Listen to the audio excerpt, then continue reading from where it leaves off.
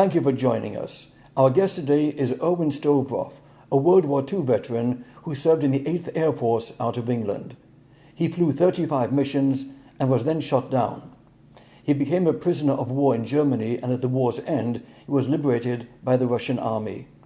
Irwin Stovroff was awarded the Air Medal, Purple Heart, and Distinguished Flying Cross, in addition to the French Legion of Honor Medal.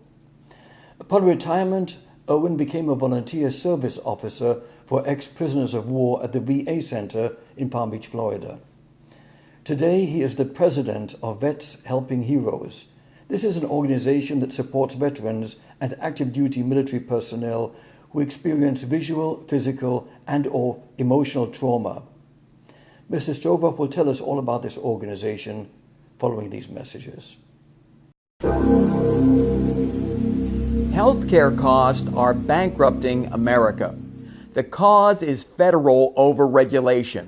Unless a free market is restored, no one, including government, business, or individuals, will be able to afford the high cost of health care. My new book, Pharmocracy, exposes the corruption that causes needless suffering and death while our nation sinks into financial ruin. The solutions in this book can save Medicare and improve the lives of aging Americans. Pharmocracy provides an irrefutable basis to stop the suffocating impact of healthcare regulation. The benefit will be better medical technology at far lower prices. Fight back against corruption. Pharmocracy shows how we can tear down bureaucratic barriers that push healthcare costs beyond the reach of the American people. We can do it. This essential book is only $24, and you'll also receive a free subscription to Life Extension magazine. Get your book today. During World War II, Irwin Stovroff enlisted to serve with the U.S. Army Air Corps, where he was trained as a bombardier to fight Nazi Germany in Europe. With the rank of lieutenant, he was assigned to fly in a B-24 bomber. Irwin flew many dangerous missions, including raids on Berlin, but on his last mission, his life changed.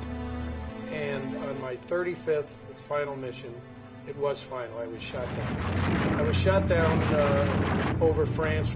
Our number 1 and number 2 engine were on fire. Immediately, hydraulic system failed. Everything was bad, and we all had to bail out because the plane was going to blow up. After parachuting out of his burning plane, he was captured and sent deep into Germany to a concentration camp near the Baltic Sea. His situation got worse when the Germans were in retreat and losing the war. In my case, it changed in February of '45 when Hitler decided that all Jews were to be killed, including American officers, American regular enlisted men. After a period of segregation with other Jewish POWs, Irwin was liberated by Russian Cossacks. He came home, and after being successful in the furniture business, he retired at the age of 75. Irwin was not ready to slow down. He started helping other POWs with their compensation claims and also volunteering with his service dogs, Cash and Jenny, sharing their love with other veterans. When Irwin was told that the government didn't provide funding to train service dogs for veterans, he decided to form a nonprofit organization called Vets Helping Heroes. With donations from private individuals and institutions, Vets Helping Heroes has financed the training of highly selected dogs with many specialties to help our young veterans with their needs.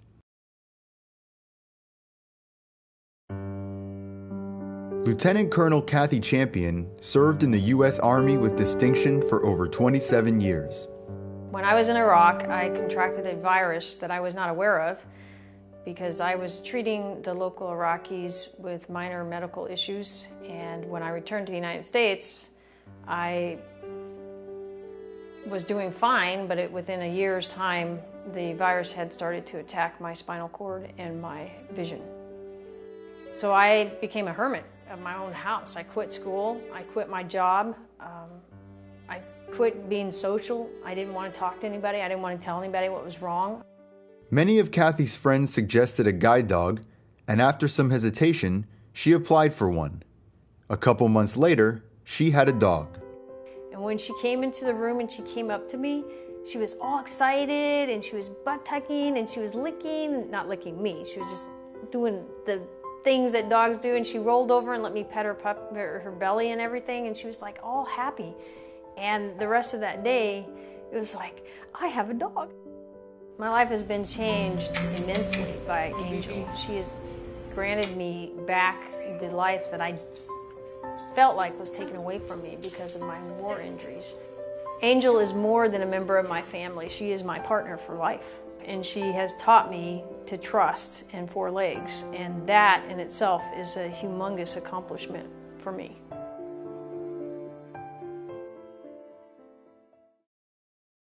Chad Deppner is a Navy electronic technician. He has been with the U.S. military for 16 years. After being deployed to Iraq and Kuwait for a year, working in a bomb disposal unit, his life changed when he came home. His wife Connie noticed the changes first. And then after he got back, he didn't ever want to go out with friends. That he really liked these friends, but he never wanted to go do anything.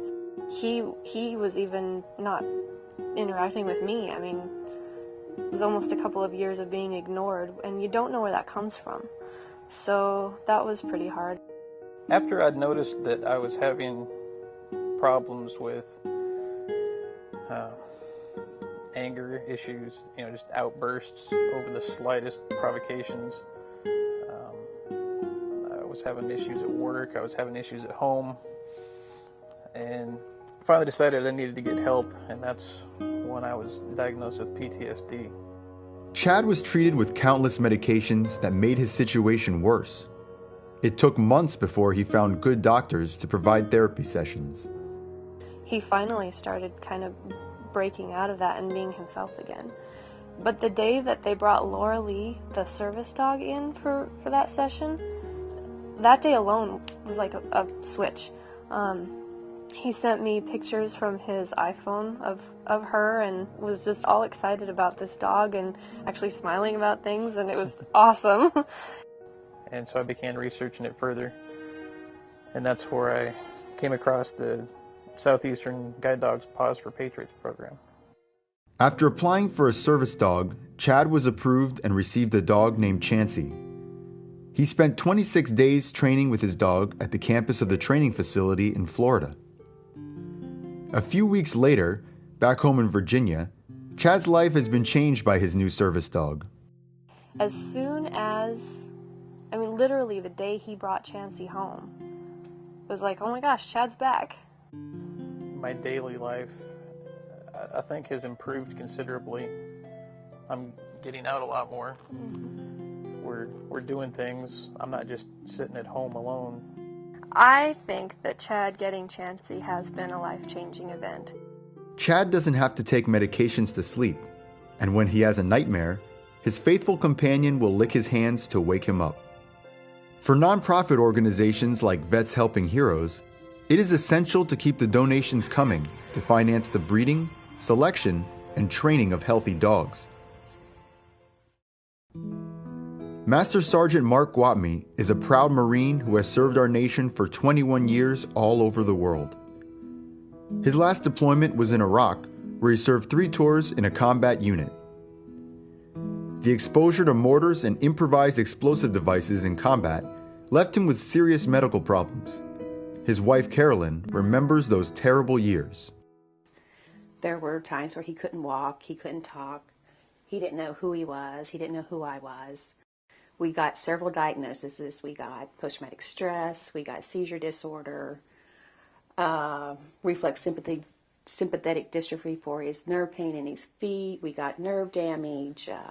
The list of diagnoses went on and on. As the years passed, Mark's health deteriorated. His wife complained to his superiors, and he was transferred to a different hospital. They also began considering the possibility of getting him a service dog. They applied to get one, and with funds provided by Irwin's organization, Mark was approved to receive a dog named Larry. I credit Larry with not only giving Mark back his life, but with saving Mark's life. There was several times that I've had the guns removed from our house. I've had the knives removed from our house. I never knew what day I was going to come home, but I was pretty sure I was going to come home and he'd have killed himself. because it was so dark and it was so miserable for him. And as much as I loved him, as much as our family loved him, as much support as we all gave him, it wasn't enough. And it's not a failing on our part. It just wasn't enough. And Larry gave him that. Larry gave him whatever humans couldn't. And I credit with Larry with having him by my side. One of the things that brought Larry to us is all the wonderful people that donate to the nonprofit organization, particularly Irwin Stovroff, who is one of the most amazing men I've ever met in my life. This is a man that survived World War II. He survived getting his plane shot down. He survived being Jewish in a POW German camp. I mean, this man has a story to tell like nobody else. And I think in instances like that, you can take your life and you can dwell on all the horrible things that happened to you, or you can turn it around and say, I survived. Life is good. Let me see what I can do for others.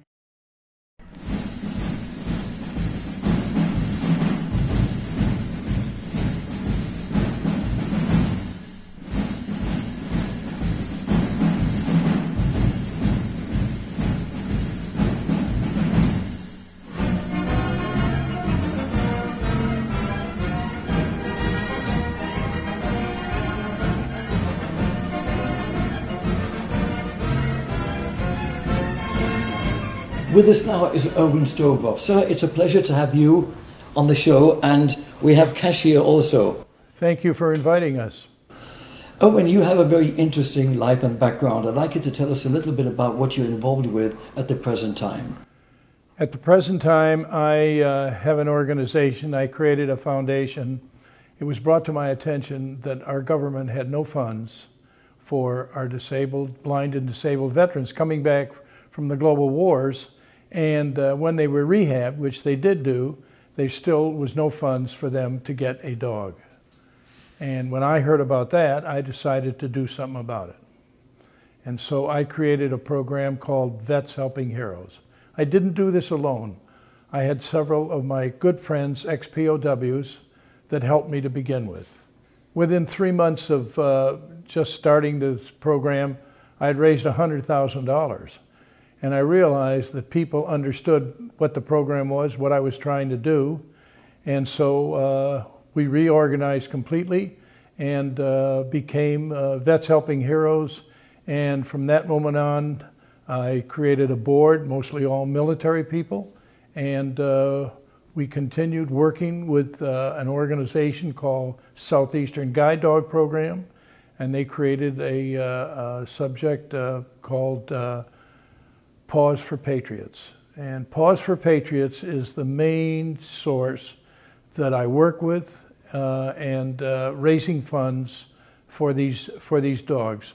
The dog can cost anywhere from $10,000 to $50,000, depending on the kind of training that this dog has. Our mission, of course, is one thing. Our mission is to be sure that as long as we can, we will try to raise the funds so that every disabled or blind veteran coming back to this country and has paid the price, such a price they paid, that they get their dog free. And we call it a gift for life. Because let me tell you something, it isn't just the dog the one time. A veteran could be 19 years old, as we well know, so many of them are. And if he's blind and he's disabled and he gets a dog, that dog is good for about 9 or 10 years. After 9 or 10 years, that dog will be retired, and we will replace that dog every time he needs a new dog. That's why we call this program a gift for life. And fortunately, like I say, I'm working with Southeastern Guide Dog Program, who are absolute outstanding specialists in raising, breeding, training, and preparing a dog for a disabled veteran. Irwin, this is so very interesting, but we have to pause for these commercial messages. We'll be right back.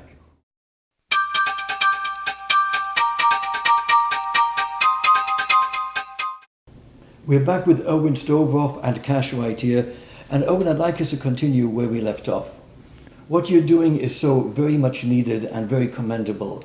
I'd like to take you back, way back, to World War II and ask you to share with our viewers how your story actually began as far as military involvement is concerned. When the war broke out, I was just getting ready to go to college, and instead of going to college, I decided to volunteer, become part of the Army Air Force. At that time it was the Air Force. And fortunately I was accepted and did some training in Fort Niagara, and then went down into Arkansas for basic training, and after that into the state of Texas, where I stayed for basically all my basic training. We all started off hoping we'd be pilots, but what you became was determined by what the needs were. And my class was advised that if we wanted to be an officer in the Air Force, that they needed bombardiers and navigators who unfortunately were losing them in combat. So I decided to become a bombardier. And after well over a year's training, I was sent overseas. I went to England. I became part of the 8th Air Force, the 44th Bomb Group, and the 506th Squadron. At that time, when we started flying, the casualty rate was somewhere about 71%. And that was before we really and truly got fighter planes to escort us to our targets. By the time we were almost completed with our tour, we were down to about 60% casualty rating. I had flew 35 combat missions, which was exactly the maximum that you were required to fly. And on my 35th mission over the coast of France, and trying to blow up bridges so the Germans could not get away from the front when the invasion was coming in. I was shot down and bailed out, and I bailed right out into the German forces, right in the front lines. I was captured immediately and became a prisoner of war. What a dramatic and horrific experience that must have been, being shot down over Nazi German lines and being taken prisoner. Tell us what occurred following that. After I was shot down and captured, one of the most toughest times of my life occurred, in which I didn't think I was going to get through it, and that was the fact that after they captured me and they captured our crew, we were paraded into a graveyard in the front lines. And in the graveyard were bodies lying in the ground. And when I saw that, I thought to myself, I'm next. And then the German officer said, 9-9, we do not kill our prisoners. So that was a relief. And then because there was so much action in the front lines, everything was being shot up, there was so much going on, there was no way they could move us. So we were put into a farmyard near Caen, C-A-E-N, Caen, in the Normandy area. We were there for about 3 or 4 days. My co-pilot, Bill Minier, and I decided to escape, and we did get away, and within 15 or 20 minutes, we were again surrounded, and we were advised if we tried to escape again, we would be shot. We were kept in the farmyard for, I would say, somewhere around about a week, and after that, we were put in trucks and taken into Paris. And it was not the way I had hoped to ever enter into Paris. At that time, of course, it was occupied. I'd say. And stayed in Paris for a few days, and then we were transported again by truck to Frankfurt, Germany, and then to an area called a Dulag Luft, which was in Wetzlar, in Germany. It's outside of Frankfurt. And the Germans were totally convinced that every American officer, particularly in the Air Force, knew what was going on, knew all the programs that were being planned, and of course we did not. What we knew was that we got up at 3 o'clock in the morning, and we were given breakfast. We had a briefing. We were shown where we were going to go that day. We got into our planes and we took off, and that's when we knew what we were doing. But the Germans were totally convinced that we knew everything. And here is a very interesting story. I was sent to the Stalag Luft, and you were put in solitary. And then you hear a lot of noises, a lot of things that are psyching you. And then I was taken into a private room, and this German Nazi officer spoke to me in absolute perfect English. And he wanted to know everything that I could tell him, and I told him my name, rank, and serial number, and that's all I could tell him because I knew nothing else. Well, of course, he was not convinced. And the second time, we went through the same routine. And again, I gave him my name, rank, and serial number, as I was told to do. And after the third one, the fourth time I went into his office, he said to me, "Lieutenant," he said, "I know who you are, and I know what you are." When he said what you are, I knew he knew I was Jewish. And he said to me, "Lieutenant, let me tell you who you are." And he made my mother, my father, my brother, my sister, my grandmother, my public school, the public school I went to, the high school I went to. He named the job that I had when I was ushering in a theater. And he named a girl by the name of Geraldine Chertoff that I had been taking out. Well, an absolutely terrifying experience. How on earth could they back then, without the internet, learn so much about you? That was the most amazing thing that had happened. After he told me that he knew what I was and went through and knew my entire early part of my life, I said, "I just don't understand." The officer said to me, "Lieutenant, let me tell you something. I know everything about you, and the reason is because you lived on Claremont Avenue in Buffalo, New York, and my parents lived on Ashland Avenue in Buffalo, New York, which was the next street over," and he said, "and you were their newspaper boy." And that actually happened. It's been written up in several books, and it was just a shocker to me to find out that he had left America, and evidently with the belief that the Germans were going to win the war. Incredible. So what happened next? Well, after that, within 3 days, I was put in a boxcar, the boxcars that you've seen so often when you think about the Holocaust and what they did. The very same boxcars they put us in, jammed us into these boxcars, locked the doors. There was no way we could get out. And we started on our road to Stalag Luft I in Germany. And what the Germans did to break every rule was they did not mark on the top of the railroad cars we were POWs. And also at night, they left us in the marshalling yards. And the marshalling yards is where the British were bombing every night, trying to destroy their transportation facilities. Fortunately, they didn't show up, and fortunately, I got all the way into Barth, Germany, which is right on the Polish border on the Baltic Sea, and it's called Stalag Luft I. And that's where I remained until the end of the war, when fortunately I was liberated by the Russians. Actually, the Cossacks came in themselves on horseback with their swords drawn and everything, and it was just a wild scene. And but we were liberated, and finally relief came when arrangements were made. Within a specific number of hours, the Air Force flew in B-17s and B-24s stripped down so that we could jump in the plane and fly back to freedom. What you've seen in your lifetime is just incredible, and it is so sad that such terrible wars occur back then and of course today also. Tell us a little bit more about what you're doing presently and why you're doing it. Well, when I told you of what I'm doing now, it's very obvious. The reason is, and it's a why. Why I'm doing it is because I'm a lucky man.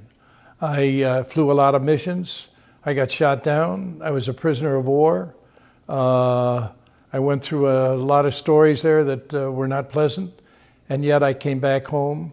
The government was there, greeted me in a different way than certainly some of the other forces. I was given an opportunity to go to college. I went to college. I graduated. met a lovely lady, raised a family, was successful in my business, and when I retired at the age of 75, I decided that it was payback time, that I've been a pretty lucky guy, and I went through all that combat and all that war, and here I am at this stage, and I'm able to help those that maybe can't help themselves. So I became a National Service Officer for American ex-POWs. And fortunately, at the Palm Beach Hospital, they really and truly encouraged us, and I had a partner, and between the two of us, we did actually complete over 400 claims, getting basically 100% for every ex-POW. And it was there that in 2006, I was called into a director's meeting at the hospital and was informed that they needed somebody to do some special work with the blind rehab program.